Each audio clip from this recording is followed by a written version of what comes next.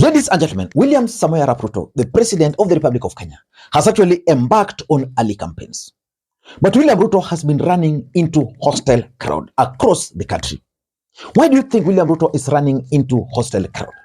Because this is a man who just the other day would attract massive crowd who are energetic, who are responsive, who are cheerful whenever he stopped by. Mimi nataka nichukue nafasi hii. Watu wa Gatundu na tunaimidania, tunaelewana. Mimi pia nataka niwashukuru kwa kura zenu, na ndio nimesimama hapa kuwaambia watu wa Gatundu hiyo tuko na vijana wengi. Just a year later, the crowd has changed into non-responsive or hostile. What's really happening to William Ruto? It began as a joke, and I'm 100% sure that William Ruto and Kenya Kwanza are actually having sleepless nights over the reception they've been receiving across the country. William Ruto at some point stopped in Nairobi just to address the residents after launching some projects there. And the residents were not responsive from the videos there. Mheshimiwa Rais, mimi nataka tu niwaambie hawa vijana wetu, sababu naona watu wa bodaboda hapa, naona watu wako kwa soko, naona mahookers. Kwanza kabisa hawa ndio watu ulisema utaundia serikali na utaunda serikali na wao. Na nikushukuru sababu kuanzia mwezi ujao kwenda Januari, ile mswada rais ametia kidole siku ya Friday wa NHIF na Universal Healthcare. Wewe ukiwa mtu wa bodaboda upate ajali, hiyo ni emergency, ukienda hospitali unatibiwa, unaenda nyumbani, rais mwenyewe na serikali wanakulipia bill. Wale walikuwa nalipa shilingi 500 ya NHIF, sasa utakuwa ukilipa shilingi 300, uko na kadi yako NHIF, na gharama yote ya hospitali, hata dawa, hata ya kulipa daktari, ni serikali itakulipia. The president then went to Kisii, similar situation. But what shocked me and shocked most Kenyans was when William Ruto went to Kikuyu town just the other day. And when they were addressing the residents there, the residents were just busy going on with their businesses. And in fact, I did a comprehensive analysis about that particular encounter. Ajiri walimu wapya kwa mwaka moja iliyopita, tumewaajiri walimu 56,000 wapya wa kufundisha watoto wetu. Nyenye mnanielewa? Na vile vile kama serikali tumesema, kwa sababu tunataka mtoto wa kila Mkenya apate nafasi ya kusoma, na hatutaki mtoto akose kusoma kwa sababu mzazi wake hana uwezo. Na ndio sababu tumebadilisha ile funding ya TVET na university. Tumesema watoto wa kutoka jamii ambazo hazina uwezo wa kutosha, tutawapatia scholarship 100%. Over the weekend, William Ruto was in Nairobi. Similar situation. But again in Mombasa, it was even worse. The residents heckled William Ruto and they were shocked.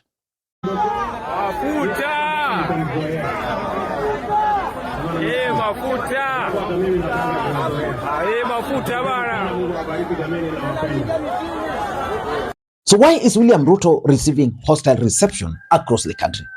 Because just during campaigns here, the crowd would always clap to Ruto, even when he was drinking water alone. That was enough for his supporters to actually clap for him.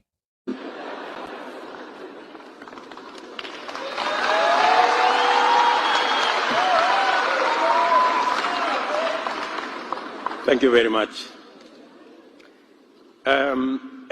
So in this video, I want to explain to you guys why William Ruto will continue running into hostile crowd.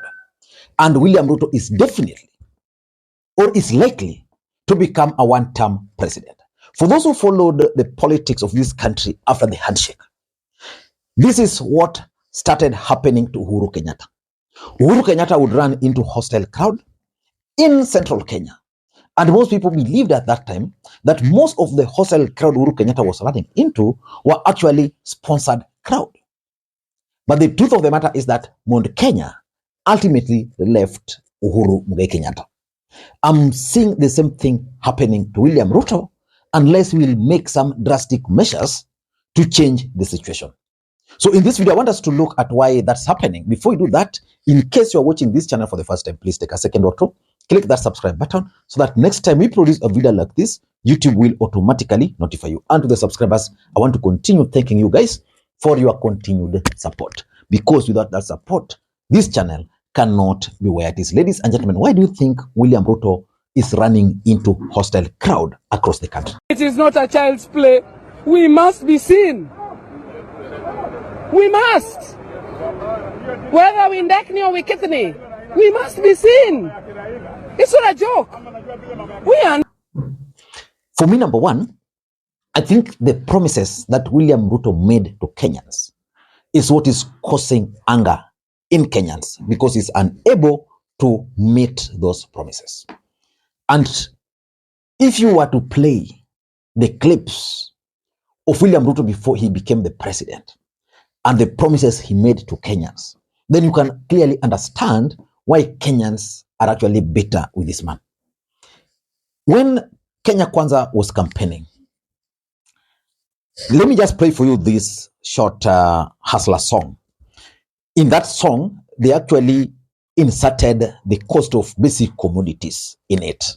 So compare the cost of basic commodities by that time to now, because William Ruto actually promised to lower them down.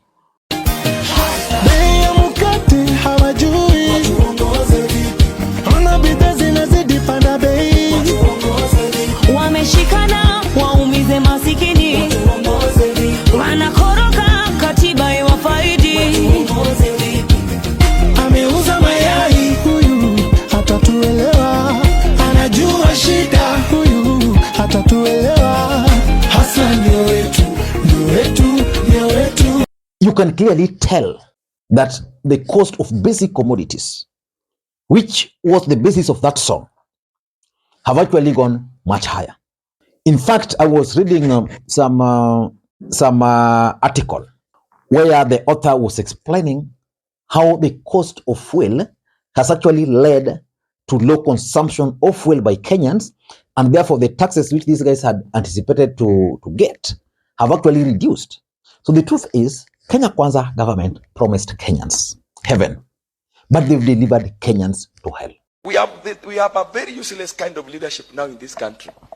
Very useless leadership. From the president down, useless people. I'm not afraid to say that.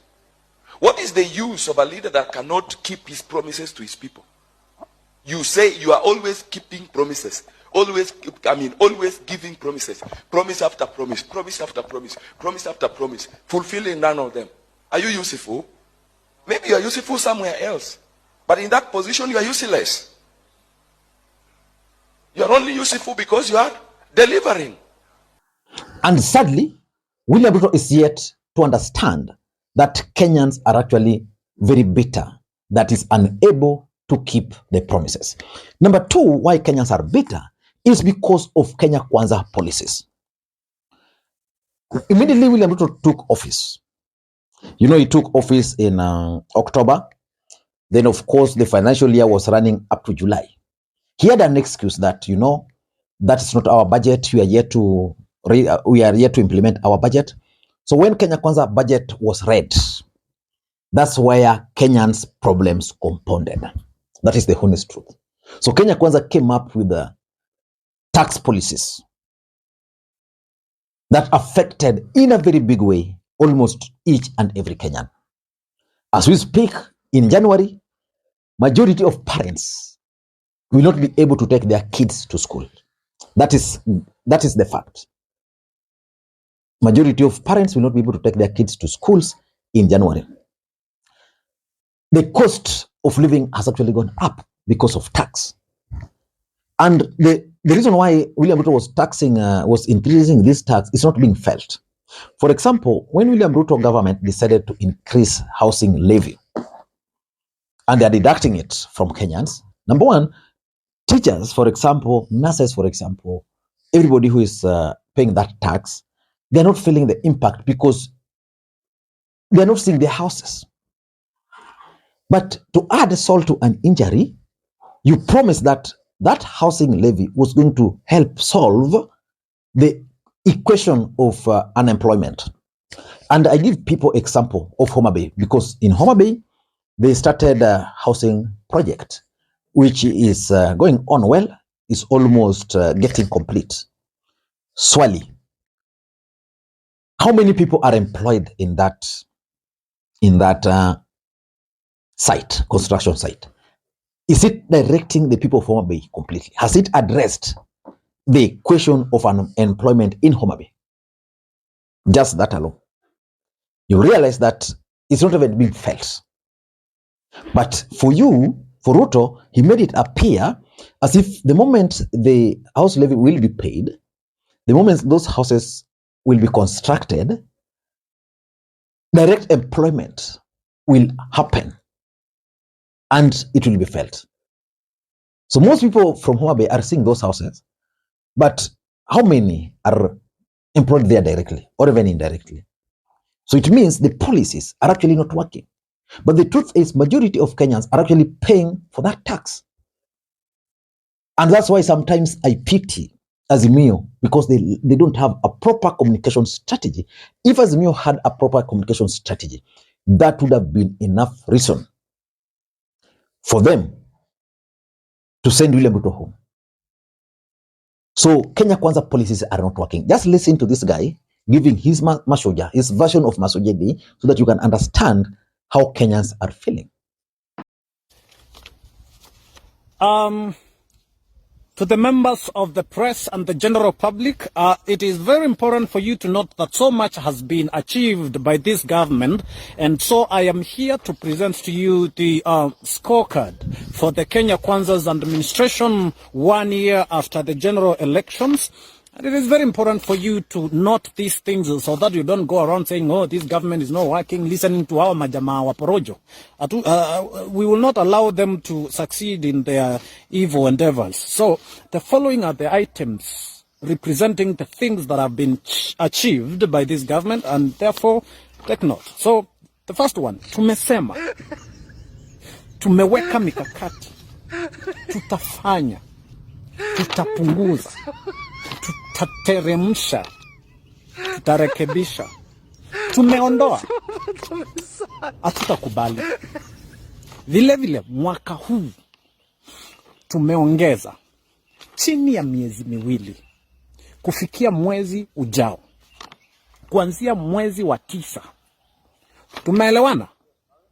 Tunaelewana? Number 3 in my view is early campaigns.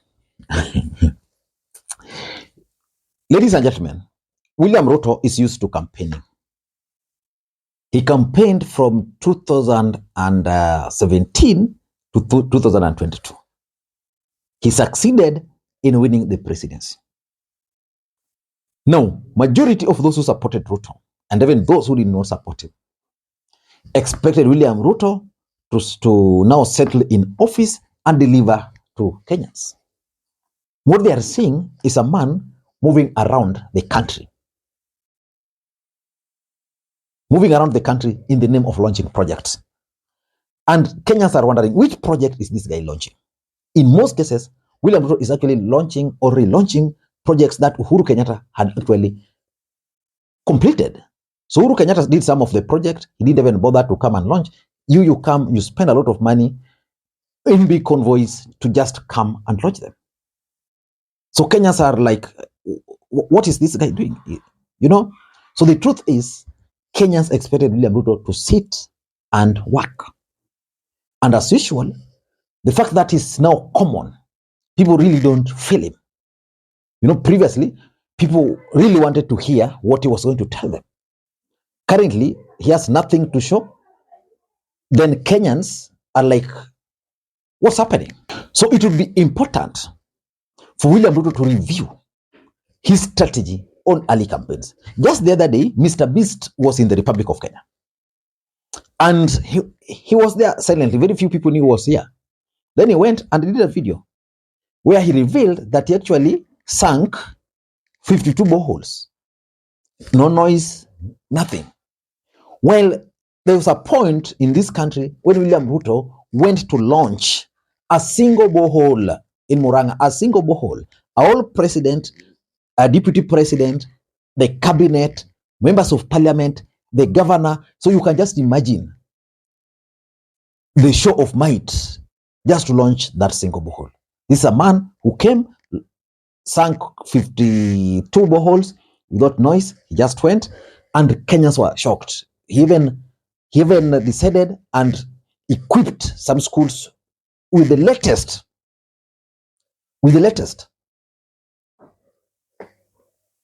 laptops.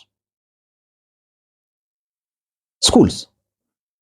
But now for us, we are seeing a president coming to launch a road that has been used for 2 years.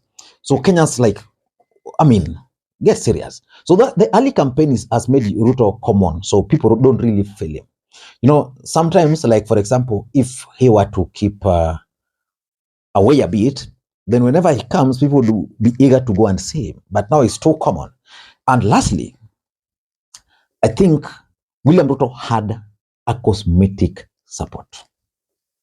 And that cosmetic support was actually engineered by the idea of punishing Uhuru Kenyatta and also using the power of money. So most of the people who voted for Ruto, especially from the mountain, did that to punish Uhuru Kenyatta, and probably because of the influence of the money. Now that Uhuru Kenyatta is not there, the reality is dawning on them that Uhuru Kenyatta probably was not the problem. The problem was somewhere else. So now they are regretting.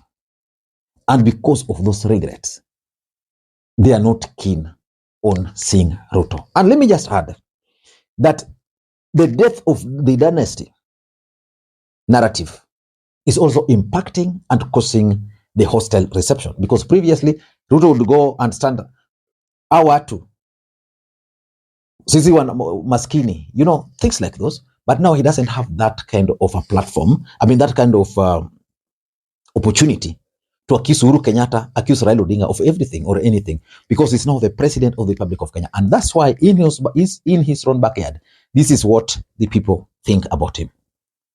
Tulijaribu Moi tukifikiria tu Nandi wako na uongozi, hakuna. Tumejaribu Ruto sasa tena. Sasa yeye ndio kuharibu zaidi. Afadhali Moi. Sasa hata tuone ni vitu gani yenye wanatufanyia hapa. Hata afadhali Moi wafufue Moi asimame kwa nini? Afadhali hata Moi arudi ama Kibaki. Sisi tunaumia. Kila kitu iko juu, sukari iko, chakula iko juu sana. Watoto kusomesha. Akiongeza leo kesho anaenda China. Akiongeza leo kesho anaenda Amerika. Sasa tutajua ukweli iko wapi. Sasa president afanye chenye anataka. Tumemwachia uwezo wake. Yeye alituambia akipita kura kila kitu itaenda chini. Yeye mwenyewe ndiye alisema. Sio sisi na watu wakampigia kura. Sasa zile anapandisha vitu, anapanda ndege anaenda China kukula chura. Na sisi huko nyuma tunapaki tunahangaika. Kama tungejua. Tulikuwa naambia vijana wacha tupigie huyu mzee kura, huyu kijana kura. Tukiwacha mzee, kumbe tulikuwa tunachimbia kaburi. Ladies and gentlemen, until next time, this is Lee Makwiny. Bye bye.